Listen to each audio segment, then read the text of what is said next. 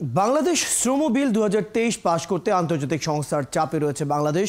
Trade union গঠন প্রক্রিয়া সহজ করা, ইপিজেড শ্রম আইন কার্যকর করা সহ শ্রম অধিকারের কয়েকটি বিষয় নিয়ে ইউরোপীয় ইউনিয়ন ও যুক্তরাষ্ট্র বরাবর পরামর্শ দিলেও নিজেদের সামাজিক প্রেক্ষাপট বিবেচনা করেই আসছে সংসদে বিলটি পাশ করা হবে বলে জানিয়েছেন শ্রম ও কর্মসংস্থান প্রতিমন্ত্রী। ঝুমুর বাড়ির প্রতিবেদনে দেখুন বিস্তারিত। জাতীয় সংসদে পাশ হওয়া বাংলাদেশের শ্রম সংশোধন বিল 2023-এর সই না করে তা পুনর্বিবেচনার জন্য সংসদে ফেরত পাঠান রাষ্ট্রপতি মোহাম্মদ শাহাবুদ্দিন। একাদশ সংসদের শেষ অধিবেশনে বিলটি পাশ না হওয়ায় তামাদি হয়ে যায়। মূল আপত্তির জায়গা ছিল শ্রমিকের ট্রেড ইউনিয়ন করার অধিকার এবং আইন ভঙ্গ করলে শ্রমিক মালিক সকলের জরিমানা বৃদ্ধি করা প্রসঙ্গে। জাতিসংঘের আন্তর্জাতিক শ্রম সংস্থা আইএলও, ইউরোপীয় ইউনিয়ন এবং যুক্তরাষ্ট্রের কাছে এ বিষয়গুলোতে আইন সংশোধনের অঙ্গীকার রয়েছে ঢাকার। এ নিয়ে একটি পথনকশাও ঢাকার পক্ষ থেকে দেওয়া হয়েছে। ট্রেড ইউনিয়নের ব্যাপারে আইএলওর কিছু অবজারভেশন ছিল, আমরা তাদেরগুলো হয়তো শতভাগ গ্রহণ করতে পারবো না। তারা বিভিন্নভাবে চাচ্ছে 10%, 15%। আমরা আমাদের মতো করে আমাদের দেশের আছে, আমাদের দেশের পরিস্থিতির পরিপ্রেক্ষিতে আমাদের দেশের ইয়ের সাথে সামঞ্জস্য রেখে যা করতে হয় এগুলো আমরা আলাপ আলোচনা করে আমাদের স্ট্যান্ডিং কমিটিতে আলাপ আলোচনা করব এবং এগুলো আমরা পরবর্তীতে। 7 জানুয়ারি নির্বাচনের পর প্রথম সংসদে বিল পাশ হওয়ার কথা থাকলেও তা সম্ভব হয়নি। অনেকগুলো আছে, এই মুহূর্তে পার্টিকুলারলি কিছু বলা যাবে না, বেশ কিছু সংশোধন আছে, কারণ আইএলওর সাথে আমাদের কমিটমেন্ট আছে। এই আইন সংশোধন করে আইএলওকে জানাতে হবে, আমরা এই আইন সংশোধন করে, তাদের চাপ আছে আমাদের উপর। সুতরাং আমরা নেক্সট সেশনে ইনশাল্লাহ এই আইন পাস। কূটনীতিকরা বলছেন, বাংলাদেশের আর্থসামাজিক প্রেক্ষাপটে শ্রম আইনের সংশোধন সহজ বিষয় নয়, তবে সরকার এ বিষয়ে আন্তরিক। ঝুমুর বাড়ি, 71, ঢাকা। নির্বাচনের পর প্রথম সংসদেই বিল পাশ হবার কথা থাকলেও তা সম্ভব হয়নি। জাতিসংঘের আন্তর্জাতিক শ্রম সংস্থা আইএলও, ইউরোপীয় ইউনিয়ন ও যুক্তরাষ্ট্রের কাছে আইন সংশোধনের অঙ্গীকার রয়েছে ঢাকার। আসলে কতটুকু এগোলো শ্রম আইন সংশোধনের এই প্রক্রিয়া, এ নিয়ে আলাপে যেতে চাই।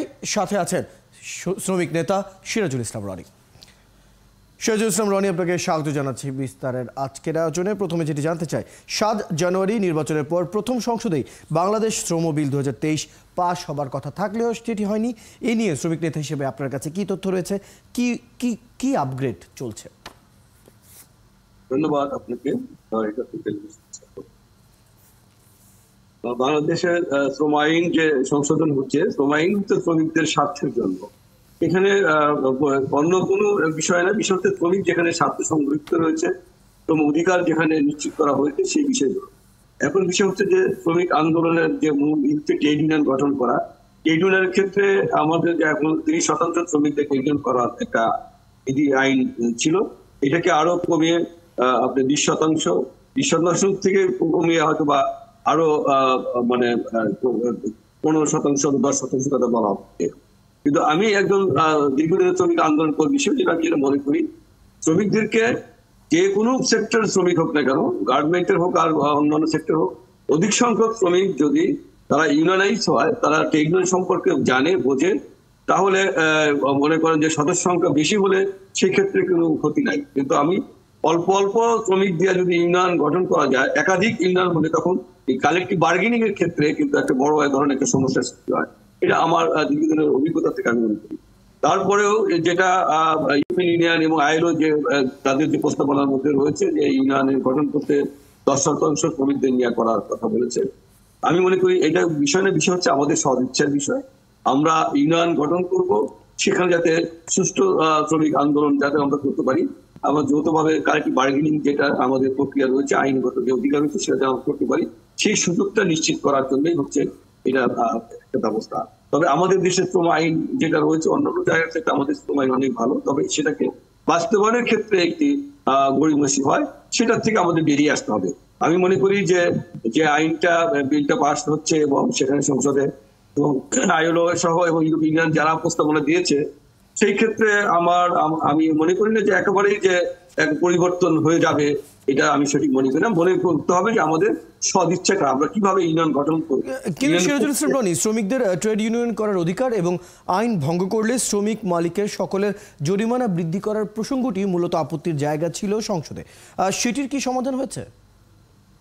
হ্যাঁ, এখানে যে সমস্ত আপত্তি রয়েছিল সেই আপত্তিগুলি সংশোধন করেই এবং যুগোপযোগী একটি শ্রম আইন পার্লামেন্টে যে পাস হতে যাচ্ছে, এটা আমি মনে করি এটা শ্রমিকদের জন্য একটা ইতিবাচক দিক। এবং এটাকে যদি বাস্তবায়িত হয় এবং সেই ক্ষেত্রে শ্রমিক এবং শ্রমিক সংগঠনগুলোকেও একটি দায়িত্বশীল ভূমিকা পালন করতে হবে এবং মালিকদের দায়িত্বশীল হতে সরকারের পক্ষ থেকে যে সমস্ত ডিপার্টমেন্ট রয়েছে, কলকারখানা সহ শ্রম অধিদপ্তর, এবং এরা যেন আমাদের বিধিবিধানগুলো যাতে মানে সুরক্ষিত রাখে সেই বিষয়টাকে আমাদেরকে সেই মানসিকতা তৈরি করতে হবে।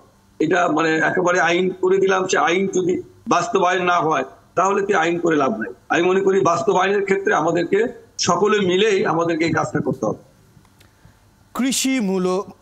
কৃষি প্রধান একটি দেশে কৃষি শ্রমিক জনতার রক্তের বিনিময়ে স্বাধীন হওয়া বাংলাদেশে এখনো শ্রমিকের অধিকার নিয়ে বিদেশিদের চোখ খুলে দেয় এদেশের সরকার এবং মালিক পক্ষকে। এই বিষয়টি কি আসলে লজ্জার বিষয় নয়? কিভাবে দেখবেন বিষয়টি?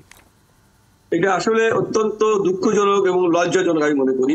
আমাদের কৃষি প্রধান বাংলাদেশে কৃষকের যে কৃষি শ্রমিক যারা রয়েছে তাদের অধিকারের ক্ষেত্রে এবং অন্যান্য ইনফর্মাল সেক্টর যারা রয়েছে সেখানে কিন্তু আমাদের কোনো কাজ নেই। সেখানে মনেই হচ্ছে যে সেখানে কেন যেন আপনি বলেন আইএলও বলেন অন্যান্য সংস্থা বলেন ইউরোপিয়ান বলেন, তাদের কিন্তু সেখানে মাথা ব্যথা নেই। কিন্তু আমরা শুধু একটি সেক্টরের জন্য আমরা শুধু নানা কথাবার্তা বলি, কিন্তু অধিক সংখ্যক মানুষ কৃষিক্ষেত্রে যারা শ্রম দিচ্ছে এবং ইনফর্মাল সেক্টরে এবং আপনার বিল্ডিং তৈরি করছে, যারা আপনার অন্যান্য কলকারখানা মোটর শ্রমিক, এই যে এদের যে অধিকার যে সেখানে কতটুকু মানে অধিকার তাদের বাস্তবায়িত, সেখানে শ্রম আইন কতটুকু সংশোধন করা হয়েছে, তাদের অধিকার নিশ্চিত করা হয়েছে, এই বিষয়ে কিন্তু কেউ কথা বলছে না। আমি মনে করি আমাদের দেশে কৃষি প্রধান দেশে কৃষি শ্রমিকদেরকে তাদের একটি শ্রম আইন যুগোপযোগী শ্রম আইন করা, কৃষি শ্রমিকদের যারা তারা ন্যায্য অধিকার যারা পায়, তারা যে সারাদিন রৌদ্রের মধ্যে দেখি তারা উৎপাদন করছে, সেই উৎপাদনের যে ন্যায্য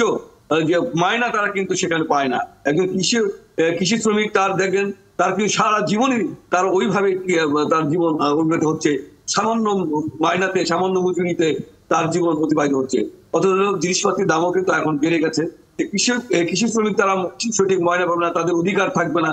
এখানে রাষ্ট্রের এবং আইএলও যারাই আছেন এটাকে আমাদের সামনের দিকে এগিয়ে নিতে হবে এবং কৃষি শ্রমিকদের ব্যাপারে আমাদের কথা বলতে হবে।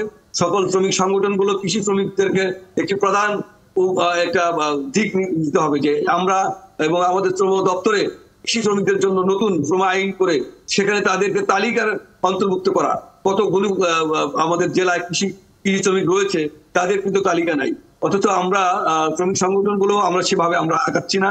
আমরা মনে করি কৃষি শ্রমিকদের অধিকার নিশ্চিত করার জন্য তাদের তালিকা প্রণয়ন করে তাদেরকে সুরক্ষিত করার জন্য আইনগত তাদের পদক্ষেপ গ্রহণ করতে হবে। সিরাজুল ইসলাম রনি, এই প্রসঙ্গতে আমি মূলত আসতে চাচ্ছিলাম। সেটা হচ্ছে আমাদের দেশে মূলত কি পরিমাণ শ্রমিক রয়েছেন সেটা কিন্তু পরিষ্কার কোনো ধারণা বা কোনো পরিসংখ্যান এখনও কিন্তু পরিষ্কারভাবে হাতে পাওয়া যায় না। সেটার উপরে কোনো কাজ করছেন কিনা? কারণ শ্রমিক নেতা হিসেবে বেশ কিছু শ্রমিক সংগঠন তো ইতিমধ্যেই কাজ করছে। তাদের জায়গা থেকে এই যে তালিকা তৈরি করা এবং তালিকা করে কোন শ্রমিক কোন খাতে কাজ করছে, কত দিন যাবৎ কাজ করছে এবং তাদের কি কি অধিকার পাওনা রয়েছে, এইসব বিষয়গুলো নিয়ে আসলে শ্রমিক সংগঠনগুলো আসলে কতটুকু এগিয়েছে? ধন্যবাদ, আপনি একটি গুরুত্বপূর্ণ বিষয় বলেছেন। আমাদের এক্সপোর্ট ওরিয়েন্টেড শুধু গার্মেন্টের একটি ডাটাবেস তৈরি হচ্ছে, এখনো পরিপূর্ণ হয় নাই। দুঃখজনক এটা। এখনো আপনার বিজিএমএটা হয়েছে অথবা বিকেএমএটা হয় নাই, এরকম পরিপূর্ণ এখনো হয় নাই। অথচ আমাদের দেশে প্রায় 5 কোটি শ্রমিক রয়েছে এবং তাদের তালিকা তৈরি করা সেক্টরের প্রতিটি সেক্টরে ডাটাবেস তৈরি করে এবং শ্রম দপ্তরের কাজটা কি সেই ডাটাবেসটা তৈরি করে এবং প্রত্যেকটি সেক্টরে যেন তাদেরকে তালিকাভুক্ত করা হয় এবং সেখানে বিভিন্ন সেক্টর আপনার তাঁত শ্রমিক রয়েছে, দেখবেন পারলুম শ্রমিক রয়েছে, টেক্সটাইল শ্রমিক রয়েছে, তারপরে আপনার বয়লার শ্রমিক রয়েছে, আপনার নানা ধরনের ইন্ডাস্ট্রি রয়েছে। সেখানে 5 কোটি শ্রমিকরা তারা প্রত্যক্ষ পরোক্ষভাবে তারা কাজ করছে, তাদের কোনো ডাটাবেস না, তাদের তালিকা নাই। তাদের সুরক্ষিত হওয়ার কোনো সুযোগ নাই, তাদের অধিকার নিশ্চিত করার জন্য কোনো নাই। যখন শুধু আন্তর্জাতিক যে সমস্ত ক্রেতারা তাদের চাপে পড়ে এই গার্মেন্ট নিয়ে শুধু আমরা রয়েছি, কিন্তু অন্যান্য এই জায়গাটি নিয়ে তালিকাভুক্ত পরিসংখ্যান এবং তাদের অধিকার নিশ্চিত করা নিয়ে এখন অনেক কাজ করা যায় গেছে। আশা করব সরকারি এবং বেসরকারি যে সংস্থাগুলি সম্পৃক্ত তার নিয়ে কাজ করছেন তারা যাতে এগুলো আমলে নেবেন। ধন্যবাদ সময়টুকু দেওয়ার জন্য। দর্শক, আমাদের সাথে যুক্ত হয়েছিলেন শ্রমিক নেতা সিরাজুল ইসলাম রনি, কথা বলছিলেন শ্রম আইন বিল পরিষদ এবং এর আনুষঙ্গিক অন্যান্য বিষয়গুলো নিয়ে তার সাথে আলোচনা করছিলাম।